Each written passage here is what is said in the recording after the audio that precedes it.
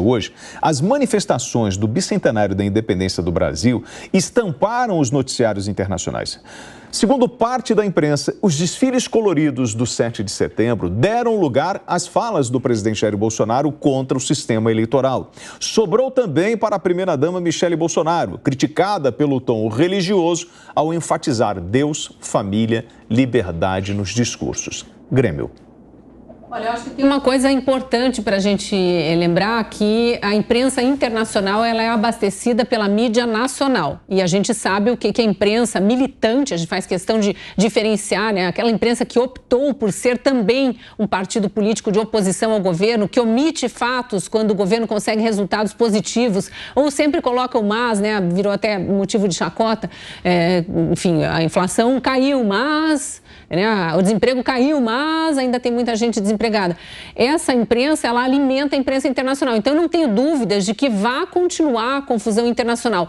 A diferença é que os brasileiros que moram no exterior, e são centenas de milhares, tem muito brasileiro morando no exterior, também refletem o que está acontecendo aqui no Brasil. Hoje teve manifestações em praticamente todas as capitais da Europa, em algumas cidades do interior. 2 dias atrás foi feriado nos Estados Unidos e no Canadá, feriado do Dia do Trabalho, e os brasileiros também foram para as ruas ou às vezes em locais fechados se manifestar em celebração ao bicentenário da independência, mas exigindo respeito à Constituição, especialmente às nossas liberdades, e lembrando os atentados, os devidos ataques, os atos antidemocráticos, ataques às nossas liberdades, recentemente as liberdades de empresários, mas meses ou anos atrás a de alguns jornalistas. A gente tem jornalista preso até hoje. Agora, dia 3, fez 1 ano que o jornalista Wellington Macedo está com tornozeleira eletrônica, ficou quase 1 mês preso em Brasília por ter gravado um vídeo para os seus seguidores irem para a Marcha da Família em Brasília,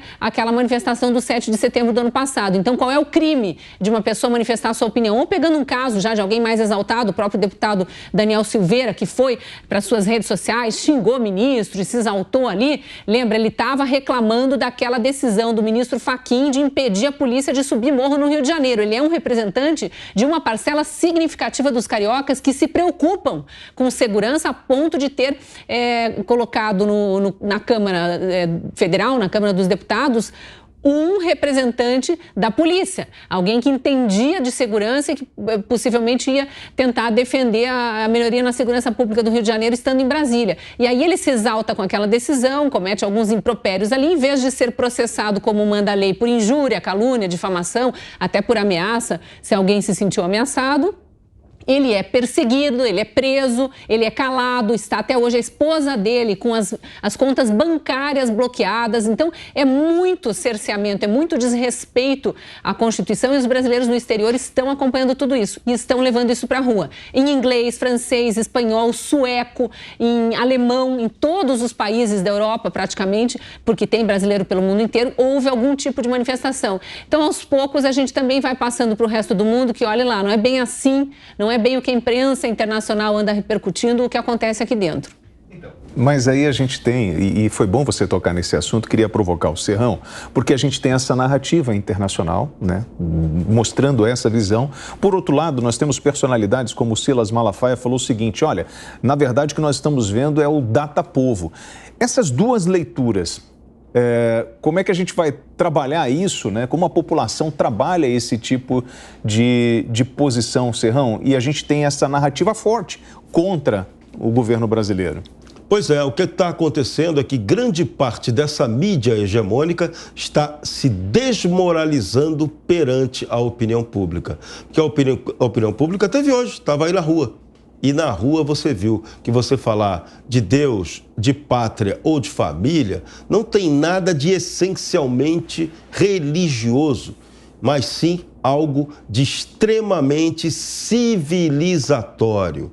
O que garante a paz e a unidade mundial é que você tem povos que acreditam em Deus, que valorizam a família e que prezam pela liberdade, sobretudo em suas constituições. E as constituições mais civilizadas, elas não prevêem que o governo diga o que é livre ou não. Não. Nessas constituições civilizadas está claro que a liberdade é um direito que emana diretamente do povo, da sociedade, das forças da sociedade, daquele que é o poder originário, o povo que é supremo. O povo é o poder supremo, só não é em alguns lugares. Nos lugares em que o povo não é poder supremo, ele acorda e passa a demonstrar que ele é o poder supremo. Então, hoje o que nós tivemos na rua foi o supremo povo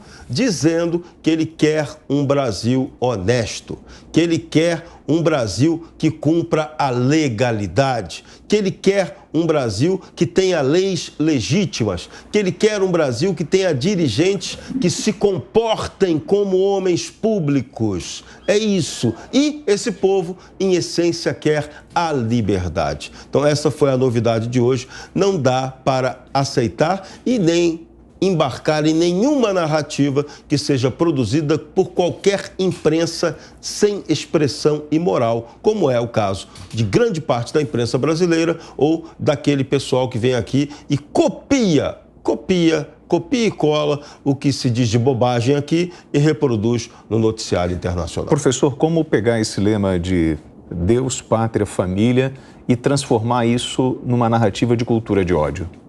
Bom, primeiro, não existe cultura de ódio por falar Deus, pátria e família. Isso são pilares de uma sociedade. Toda sociedade crê em um Deus. Não precisa ser e tem uma religião, não precisa ser uma religião cristã, que é o nosso caso. Ora, isso não é uma cultura de ódio. Foi transformado numa cultura de ódio para produzir uma narrativa de antagonismo.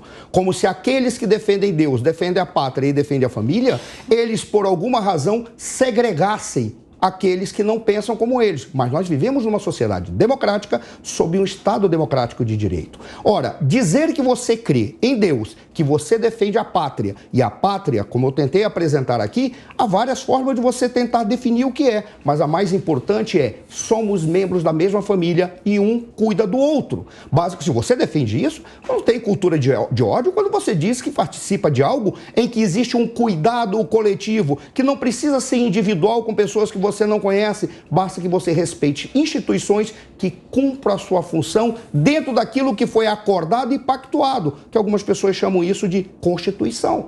Ora, não tem como você transformar isso numa cultura do ódio, exceto aqueles que, por não concordar com uma visão de que existe Deus, uma visão de que a pátria é importante e que a família é um pilar da sociedade, tornam esses indivíduos inimigos seus e passam a desenvolver narrativas com o objetivo de, no processo de polarização, de alguma maneira tomar o poder. Mesmo porque eu já ouvi frases como eleição não se ganha, eleição se toma. O ódio não está em você dizer aquilo em que você crê, mas a maneira como aquele que discorda trata o que você falou. Em nenhum momento dizer que acredita em Deus, que acredita na pátria, acredita na família, significa que você está odiando aquele que está diante de você e não faz parte da tua família biológica.